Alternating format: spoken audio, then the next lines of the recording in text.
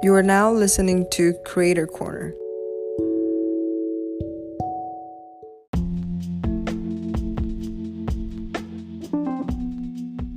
Hi everyone, welcome to Creator Corner. I'm Dalia. And I'm Mary. And we're super excited about our guest today. Really excited to welcome Obi Onyejekwe, who is the founder and CEO of UNOMI, into the pod today. Welcome. Thank you. Thank you for having me. Yeah, we're super excited to hear about UNOMI and your creativity and creative process as a tech founder. But before we dive in, Obi, we do have just a couple what we call rapid fire questions, and anything that comes to mind is fair game. So feel free to answer as you see fit. The first question is, what's your favorite animated movie and why? Oh man, that's a tough one. I would say Ninja Scroll. Why? It's great animation, very innovative, great story. I think it was probably, from my opinion, the best story combined with the best art and animation. Okay, Ninja Scroll, you said, right? All right, we got to check that out then for sure. Classic. Definitely. And then our second question is, if you can be any type of other creative outside of an animator, designer, what would you be? A programmer. A programmer. How come? Extremely valuable. I mean, God, they're able to create amazing software. And so I envy being able to do that. You know, I'm more on the visual side, but yeah, being on the engineering side is definitely. Yeah. Thank you for sharing that, Obi. You know, and with your background in the tech space, in the intersection there of creativity and animation, we're really excited to, first take a step back and just hear a little bit about what was the inspiration behind your creative pursuits growing up. Can you share a little bit about how art and creativity played a role in your upbringing? Yeah, I mean, when I went to school, growing up, I was always into art. I was always drawing as a kid. And I think what took it to the next level is, you have those moments in class where as a kid where you're drawing and the teacher sees how great it is, and you it was your chance to stand out, from the pack. Everybody has that, whether it be sports or art or music. For me, so for me it was art. And then as I got older, my art teachers, they really honed in on it, especially in junior high and high school. And that's when they taught me the concept of art college, and that's when they brought in, I think, various universities, and and you're seeing things like Pixar, and everything's starting to kind of really formulate. So so you're really seeing there's a career in the creative space. Yeah, that's amazing. And I think we can all think back at, that one teacher that showed us that's extra interest and really help create the path for a future career path. So, that's awesome that there was that teacher in your life that brought visibility to this career path in creativity in art. I'm just curious, Obi, can you share a little bit about, when you presented pursuing a career in the artistic creative world to your family, how was that received, and how did you get that support to continue this pursuit of yours? So it definitely wasn't received well. Coming from an immigrant family, they're like doctor, lawyer, accountant, engineer. So for them, because I know where they're coming from, they just didn't see the opportunity. They felt like, oh, this is art. You can't make money doing this.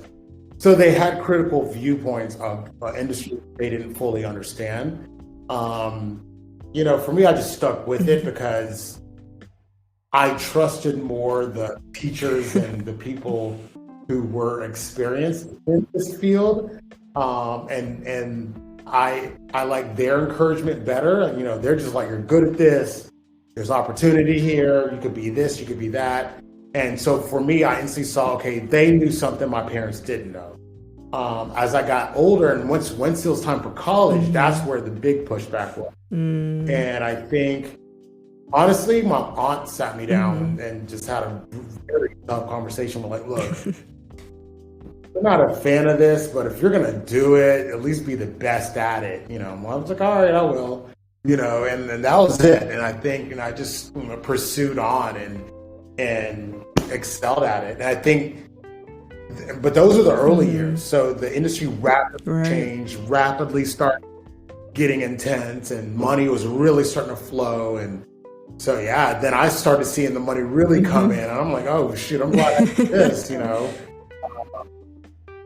go from there. But it's like I said, what it is now did not exist back then, Yeah, I mean, it definitely sounds like just listening to those teachers and moving the path along in terms of believing in your creativity and artistic skills has really paid off, since, like you said, the landscape in the creative and art world has changed dramatically. So it's great to hear that. Yeah. And what's so interesting, Obi, is that you started in creativity in the art space, maybe with those like drawings that were incredible as a child, but you've been able to pivot into software and technology.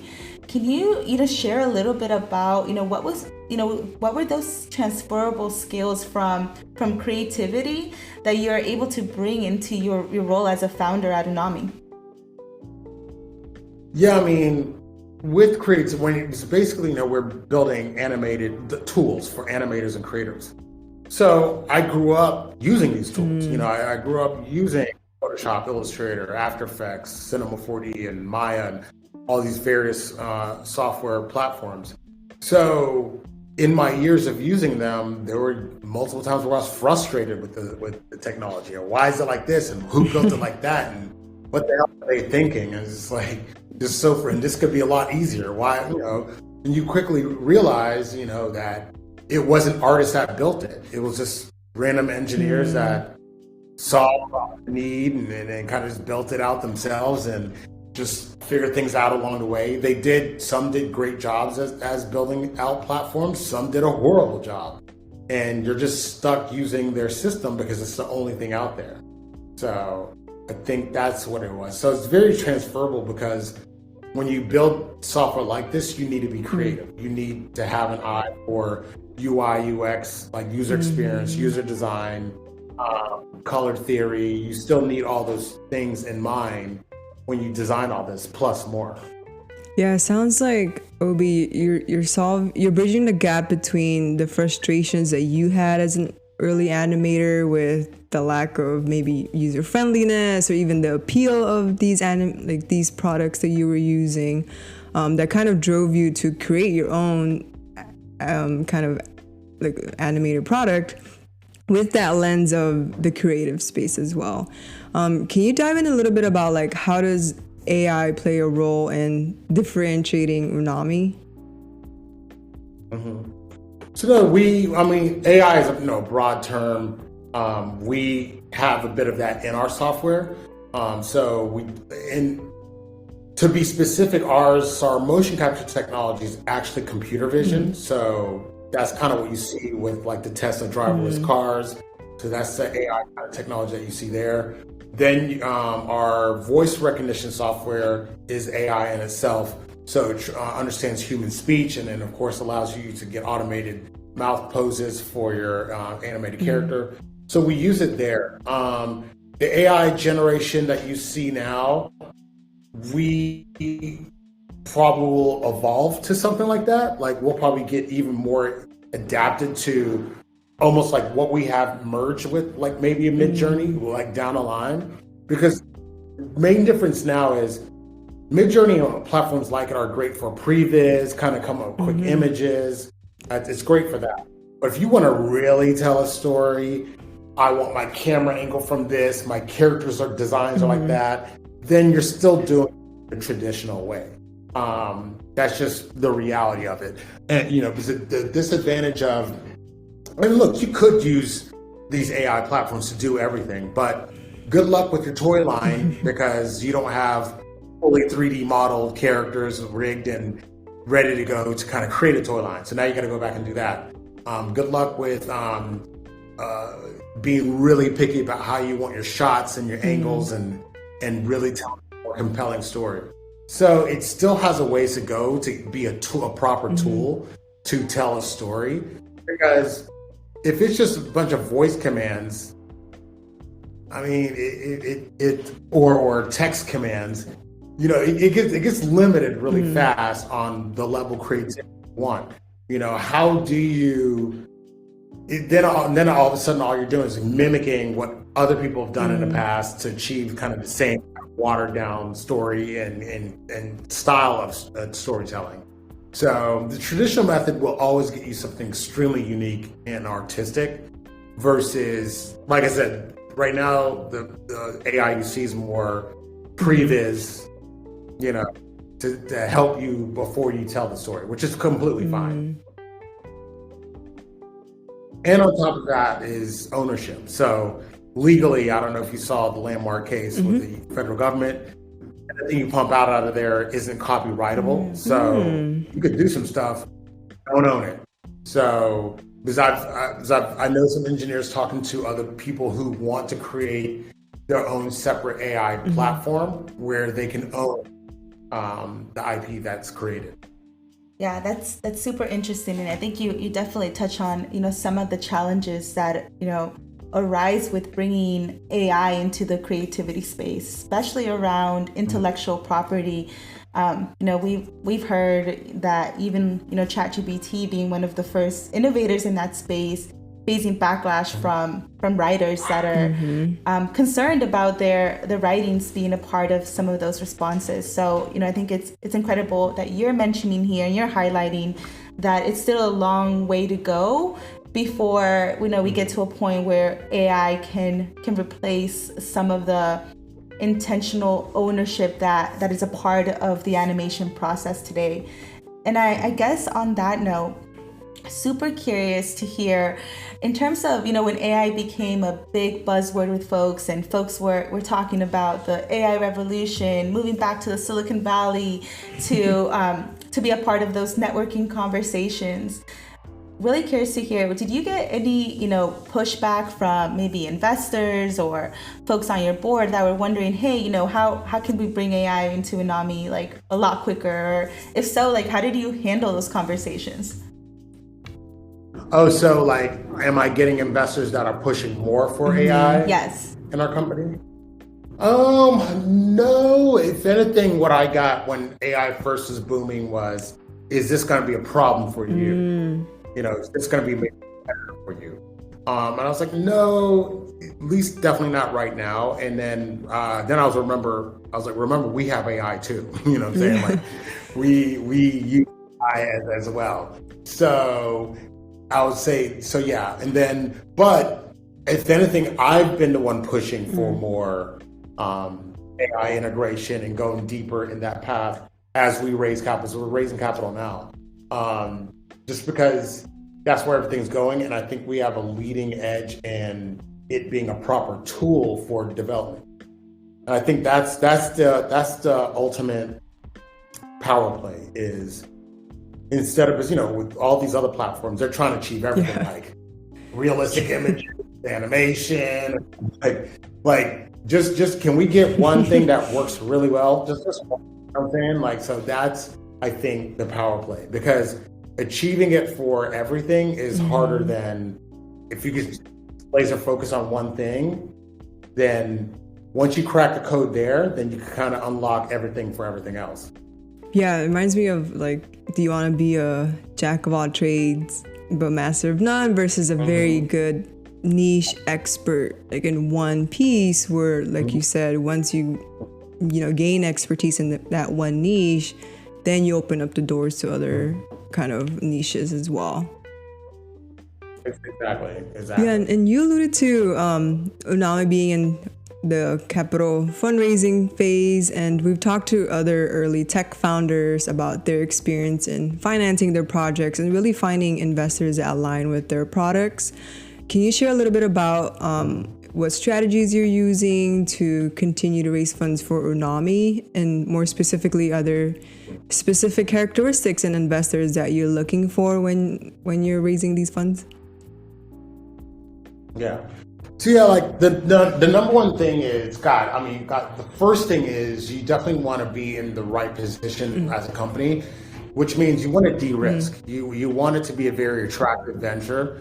You want a minimal viable product or a working product. You want customers. Of course, all investors want you making money. So those are the things that you want to cover first. Of course, a solid team, no technical debt. And then once you achieve that, the next thing is find investors that really get what you're doing. There's no point in talking to people who just don't get it. It's a complete waste of time.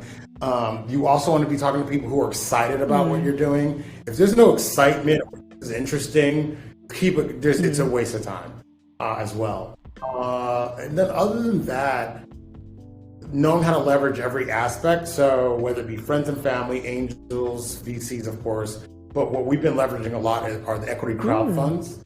So that's a major source of our investment capital as well. Just because it's the best way to find an audience of investors that love what you're doing and invest. And especially if you have a couple, let's say angels that come in with, let's just say you have an angel investors that come in with about, 25 to 35K. If you go to equity crowdfund and they pump in that money into the equity crowdfund, so that means on day 1 or 2, you're starting with 25, 35K already invested. You're almost guaranteed like an additional 250,000 investment in the platform. Why? Because it shows instantly an insane level of momentum, and you could just raise from there. And then as, let's say, in the second month, you increase revenue by another 15 to 20%. They announce that, it just keeps compounding on itself. And at the same time, if you're raising traditional capital, because equity crowd funds are they're usually called what's called Reg CF, and where traditional investment is called Reg D. So you could do Reg D on the side. So let's just say you're getting a lot of no's on the Reg D side. You could be like, who cares? I'm still crowd load over here. So you got momentum, you got energy, you got the positivity going. Just do Reg D. If you just go into traditional capital and you get 50 no's in a row, you're deflated, and it matters. It really does. You're gonna feel it. I think lots of people discount that. And if you're crushing it on one side, then it's easy to take no's on other. And it's easy for you to keep your momentum. If anything, sometimes it'll get them excited. Yeah, that's really great advice around, just opening up different channels of finances, whether, just not just moving towards that traditional path, but really looking towards, crowd funds. Because to your point, it sounds like the biggest success has been getting folks excited about the product, getting folks aligned with the vision and the mission of what you're trying to achieve in the animation space, which is incredible. And in terms of, the business model, super curious to hear about, what that ideal customer looks like. Is it studios, or are we, in terms of who you're targeting for revenue? Yeah, so it's definitely animation studios, motion design houses, television networks, agencies, independent artists and creatives, as well as universities that teach animation and video game development. So it's all the above. We're in the phase of experimenting on where we should be targeting. Right now, it's just definitely individuals first, and a couple agencies and studios. And then over time, we'll eventually start. I think once we launch our motion capture technology, we'll circle back to the universities, because that was the number one thing that they wanted. So circle back to them, on that.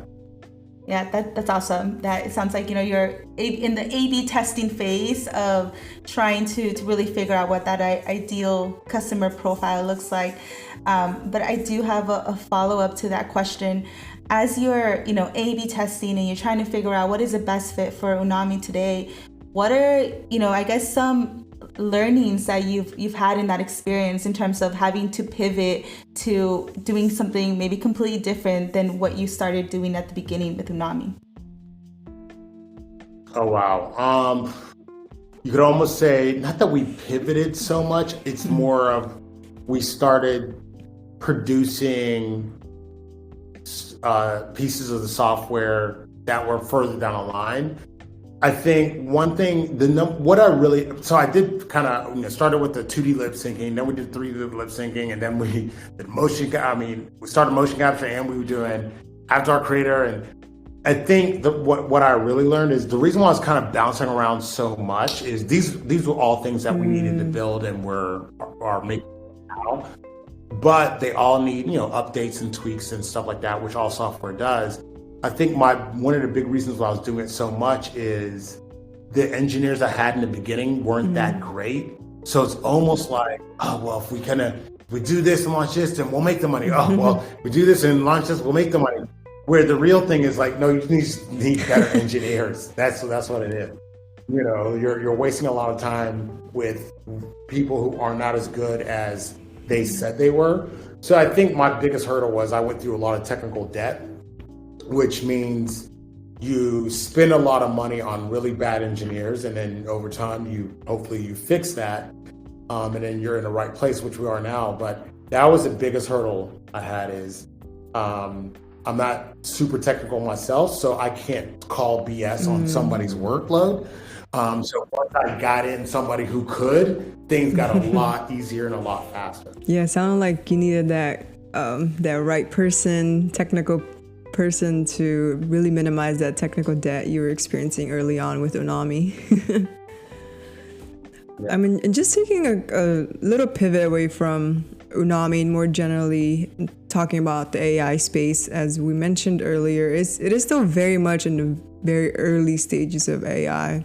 But I think there's already a lot of hype in the creative space, in the entertainment industry as well, in terms of how AI can really support creatives or even harm creatives in some way if it's not used responsibly. Can you share a little bit about your perspective and how AI tools can really support creative and do like little to no harm in that regard? Yeah, I mean, I think it's definitely a tool creatives should be using. The whole point of UNOMI and what we're trying to do is democratize creativity in a way where you and 2 or 3 of your friends could bang out a full animated show or a movie quickly, Whereas right now you gotta go clock in at a job somewhere to do that. You know what I'm saying? You can't do that on your own. And so if you all had the power to do that on your own, then that opens up the market significantly for all of y'all to be, whether it be entrepreneurs or just tell your own story in general. So I think that's where it's going. You're the creatives, you're the ones with the talent. Your bosses or the executives, they're not the visionaries. They're just the people with the money. So if anything, AI removes the people with the money a bit. If it becomes really that easy to create the content. And look, with YouTube, cable's already dying. It's all about the streaming platforms. I don't even got to go to Netflix. If I could bang out my own show and content, I could go straight to. I don't have to worry about anybody. So that's the power of it all. I think actually the top streaming platform is actually YouTube over Netflix. So I think that's where it's really going, is giving creatives more power to actually create. Because if it's cheap and easy, then why do I need you executives to knock this stuff out? I can go knock this stuff out on my own. Yeah, we definitely appreciate that response. We actually talked to a filmmaker last week, and they're in film school. They make short films, and we talked about the production process and how there's so much that happens behind the scenes that requires this specific individual to do a lot of fundraising events and fundraise to really fund the project. And there's a lot of production costs in that. And so with UNOMI, I love the concept of democratizing creativity, of empowering, creatives that are doing things on the ground and really invested in their projects, and bringing more stories to the forefront that are not typically told. So I think there's so much power to that in terms of the power that technology and AI has to remove those barriers, as you mentioned. But really curious to hear, Obi, is there, as we're talking about all these companies jumping into AI, releasing a new AI product, every day, do you have any thoughts on, regulations that could potentially be in place to support, what Mary mentioned, maybe more responsible use of AI? Yeah, I mean, my gut ultimately says, as AI advances, there'll be tools to help you self-regulate. Meaning, I don't have faith in the government regulating any of this. I don't know if you saw the Senate hearings with Zuckerberg. It was ridiculous. These guys couldn't even turn on a computer. It was the most ridiculous set of questions I've ever heard in my life. They didn't know how Facebook worked. They were talking to Google saying, how come my computer's not? It was ridiculous. It was a joke. So with that said, I was like, there's no way these individuals can regulate any of this stuff. This stuff is, your basic phone is far beyond these guys already. It's gone. Like, the technology has already left Congress and the White House. We're gone. Those guys aren't saving you. It's a wrap. They're just not saving you. What will happen, in my opinion, is technology will come out to help you self-regulate. So the issue, though, is more on the creative side. You're fine. It's just a matter of you guys pumping out your creative content and IP, and that's it. And there's already IP laws to protect people on that front. And the landmark cases are already rolling out to protect creatives. The bigger issue on a nefarious level is using AI to scam people. That's where it gets scary. Hell, without AI, there's scammers. I mean, hell, my company, we got our Facebook account hacked because we clicked on some malware. Why? Because we had a notification from Meta before about our account being locked because ad, right? That was real. That actually happened one time. Then we got it again, thinking it was real. Didn't think, look at the email. I mean, the actual email came from first. Too late. We thought we locked them out, but they were still in. So what they do is they stay in your account and then they kick you off the account and they take over the account. So I'm thinking if you just change the email, or not the email, but change the password, you're good. No, but that didn't do it. So it was very sophisticated. So what I'm seeing is even without AI, these guys are getting really sophisticated with the way they attack you through email and things like that. With AI, I've already heard a case where, this was actually years ago, before all this AI hype, where they used the voice cloning of a bank operator, and the thieves stole, I think, 25, maybe 45 million, because they faked his voice to transfer the funds, and the bank did it. And so 25, 45K, that's a lot of damn money. That's a lot of damn money. So that's where things get serious. You know what I'm saying? That's where the banks need to be on top of things in a more sophisticated way, because what you don't want is the bank using humans to kind of scrutinize every human being that comes in there, because we've already seen cases where African Americans or a couple other people come in and they're scrutinized and they're like, I'm legit. So you just want more sophisticated ways for banking institutions and hospitals and other people to more of those guys on getting more cybersecurity to protect them. You'd be surprised the number of institutions that do not have any type of cybersecurity. Your local power company probably has zero cybersecurity. Yeah, I wouldn't doubt that for sure. Yeah, it's interesting that you mentioned just about how specific tools in AI, for now, I guess the first phase or first couple phases of AI can be seen as a reflection of human society. Again, with the ChatGPT example, this system mines all the information that exists in the internet already. And this brings up a lot of concerns with, biases, especially racial biases, or what stories exist in the internet. Can you share a little bit about your perspective on the importance of really having diverse creatives, diverse founders like yourself in the seat of having a seat in the table to, come up with these regulations that you're talking about, and to ensure that the AI truly evolves as non-biased and responsibly as it can and moving forward? Yeah. So I think all minority groups, I definitely have experience in this, but all minority groups need to get past seat at the table and more towards ownership and operation. I remember specifically with my first startup, Nito, which is a facial recognition software, I was CEO. And the facial recognition software did not work well with African Americans. So I remember I was using it. They got to test it, it works. And they showed me a video of if it worked for them. And they were all white. And then I get it, and I'm like, this is not working. What the hell? It's not working on me. And they're like, oh, we got to train it. It looks like it's not working well with African Americans. We need to, so you need to go train it well so it can work with African Americans and kids. And so they were like, it's not working well probably with African Americans, maybe older people, kids. All right, cool. Go figure it out. So by being CEO, I can make the command of go figure it out. And by being CEO, I can also catch it.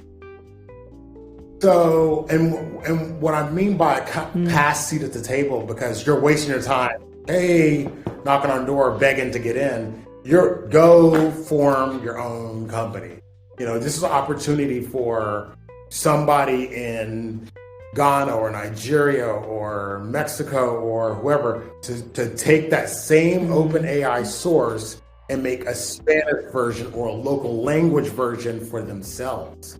You know what I'm saying? That alone could be your own multi-billion-dollar business on its own. Just think about it. If ChatGPT don't know how well it works with Spanish, right?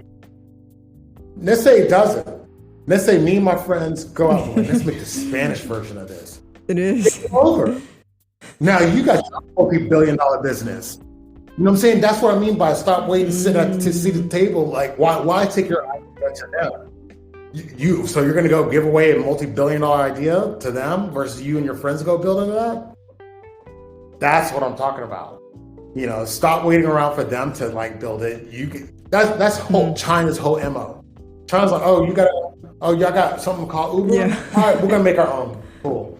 Oh, y'all got something called Facebook? I bet we're going to make our own. Oh, y'all got, you got AI too? Oh, we got AI too. You know what I'm saying? So, stop waiting around. If they haven't done it, you need to go do it. It's your language, your culture. Yeah, that's super powerful advice. And when you look at the conversations around AI, there's so much focus on, the fear aspects and making people scared about the future and technology that we really ignore the opportunity that you've mentioned here to really go and create these companies ourselves, and, come up with this idea and bring it to fruition. So I don't know, this, in terms of our conversation, Obi, this is what I'm taking away from our conversation about it, not focusing on the fear that sometimes is trying to come across in these conversations, and more focus on the opportunity of AI in all these spaces and how it could really transform, the way that different cultures, different regions are utilizing AI to better support AI in an ethical way, not waiting for others to do so, but doing it ourselves. So I appreciate you sharing that. I think that's very incredible and powerful advice for our listeners that are thinking about AI as something scary or something that is going to take their jobs, and more so seeing it as an opportunity there. In terms of, just looking ahead, sounds like a lot of exciting stuff is happening with UNOMI. Your focus on, product development, but more so focus on financing. In the next, in the second half of this, fiscal year, what are you most excited about in regards to the business growth at UNOMI? Yeah, I mean, definitely excited about scaling the technology for sure, and of course sales and revenue. But yeah, most important is the litany of updates that we have rolling out, that's about to roll out. So that's really exciting, and just really adapting the technology, and really on top of all that, building, because I want to get past, we're a company and this is what we do, blah blah. Kind of want to get to the level where we're kind of like Apple, and you don't use UNOMI, you're a fan of it. You know what I'm saying? Like, it kind of gets to that level where we build community, to empower people to kind of create and do amazing things versus just, okay, we're software, I want to have a Discord where people going back and sharing ideas and optimizing, performing. I can't wait to, because even now, like, people see some of our technology and I can see the potential, but it's hard for some people to see the potential. It's kind of weird to see that. And so I'm literally art directing people. I'm like, well, here's the idea. I'm like, oh, okay, I didn't think about it. Killing me, so. Yeah, I'm just curious to hear, Obi, I know you mentioned it earlier that you are continuously pushing for more AI in UNOMI. So how do you see kind of like the evolving AI conversations overall impacting the mission of UNOMI? I mean, if anything, it's helping us. It's just like investors get excited, they want to pour money in. So it's definitely helping us in the long run for sure. Besides that, like, as you talk about the whole regulation part and people being freaked out part, I think it's a bit of clickbait too. There's a lot of, that's scary, this is great content and we'll make some money and sell ads. So I think there's a lot of that. I think there's a lot of fear mongering. I think there are far greater issues you should be worried about on this planet, whether it be global warming and quite a few other things. I think one thing that's not talked about is I think our educational system needs to change. I think there needs to be a huge pivot as to what we're taught and what we should be doing in the educational system. It's so outdated. It's really bad. It is really bad. You're not stopping AI. You're not stopping robots. You can ban it all in the United States if you want to. Congratulations, I'm going to take my billions elsewhere and ramp up the GDP of that other nation. You know what I'm saying? It's just, the cat is out of the bag. I think, with all that said, when it comes to education, I think education now in America really needs to be a bit more pragmatic, meaning almost kind of like what your traditional immigrant parents might even said, like doctor, lawyer, accountant, engineer. The only issue is they didn't understand that design, art, and animation are a part of engineering. Let's say you want to strip away the entertainment component. You need animation to help explain to people how to put things together and how they should function, and as a tool for education in the greater scheme of things. So I was also at the animation studio. We've made multiple explainer videos on how widget fits in the widget B and how this car component or this factory component works with that, and safety regulations that teach the staff on how to do things, design of how a product is built and is structured. Yeah, all that matters. So I think even with college, look, if you're about to spend $25,000, $55,000 and up, you need to be coming out in a career where you're going to make that a significant amount of capital. You need to be coming out of school having a skill. Like, can you build something with your hand, program something of major value before you get out of that school? If you don't know what that is going into college, then you shouldn't be going to college. Don't rack up the debt if you don't know what you're doing. And nobody's having that conversation. There's so many videos where I see, they're talking about, canceling student debt, which I think Republicans push back on. But nobody's having that talk of, some of y'all need to change what you're even going to school for. Who told you that going for XYZ degree will get you paid? You know what I'm saying? Like, it's crazy. When I see what they majored in, I'm like, who told you this was okay? So in some respects, the conservative immigrant parent is correct. There are things where, no, you should not be majoring in that. You were going to come out with a lot of debt and be broke. Yeah, absolutely. I think education's definitely evolving. Just like Mary and I, she went and got her master's program, and the last time I was in college was maybe 10 years ago, so it's been quite some time. But there is this aspect of fear being based around losing jobs, but our education system hasn't evolved to support the new emerging jobs around, you mentioned cybersecurity being a huge issue. There's a lot of jobs in the cybersecurity space that need to be filled, and coding, programming, all these aspects that could enable folks to be empowered in this new emerging job market versus focus on the loss of jobs that are, quite frankly, outdated in this new economy and new technology environment. Yeah, exactly. There's no shortage of programmers right now and engineers. There's no shortage of people working in cybersecurity. There's so many fields where there's a shortage, but nobody's going there. It's just madness that nobody's sitting people down like, okay, I get you kind of like that, but that market's saturated. You may want to go do this over here. We need more people come over here doing this, that, and other. But nobody approaches it from that standpoint. Everyone approaches it from their feelings and their emotions. Like I've had family members that don't want to do what they're doing, but they wouldn't be in marketing. I was like, do you know anything about marketing? Are you sure that's what you want to get into? Because there's a lot of miserable people there too. Yes, agreed. That could be a whole conversation in itself. But, as we're looking towards to just wrapping up, wanted just say a quick, closing question, one or two closing questions. If we mentioned the focus of this podcast is around creativity. So, Obi, if you could describe your creative process in 5 words, what would those words be? Exploration, experimentation, efficiency,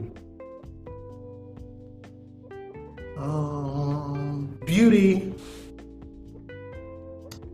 How many words do I get? 2 more? Do I got 2 more?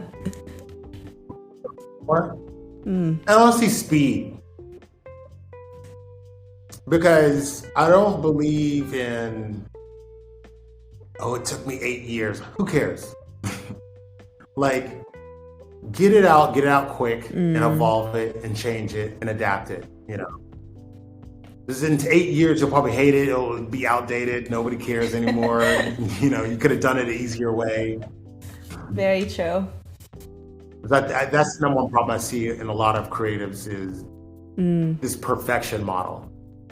Especially if it's video. Especially if it's video and storytelling. There's this, it needs to be perfect. So, because in their mind, they've already been nominated for a Golden Globe or an Emmy or whatever the hell, and they're already competing against Hollywood's best. It's crazy. That's really how a lot of people think. In their mind, they're already there. I'm like, dude, nobody knows your story. You're better off just getting it out. Even if it's crappy, just get it out. Yeah, there's always room to adapt, but you won't know how to adapt unless you put it out there and just get it out, like you said. Exactly. And your last question is, where can we find you next, and on social media or any other platforms that you're on or UNOMI's on? Yeah. So we're definitely, of course, we have a website, getunomi.com, GETUNOMI. Then same handle for our Instagram. So we post a lot of things there. We have a YouTube channel, think you just Google or look up UNOMI and we'll come up. So we have a lot of tutorials and videos there as well. Of course, we've got Facebook. You can just look us up there. So we're around. We're constantly creating new content. We have a Discord. Forgot what the exact handle is, but I think if you just look up, Discord, it'll come up. As we grow as a company, we're going to have more content on all our platforms. Awesome. Well, definitely sounds like a very exciting time as you're growing the community there, folks that believe in the mission of UNOMI and are starting to share those ideas with each other. Just want to give you a huge thank you for being on the podcast with us today and sharing a little bit about your experience as a creative, but also as a founder and CEO of UNOMI. I know that from this conversation, I have, takeaways that I'll probably re-listen to this episode. But thank you so much for your time. No problem. Yeah, thanks, Obi. It was a treat. You too.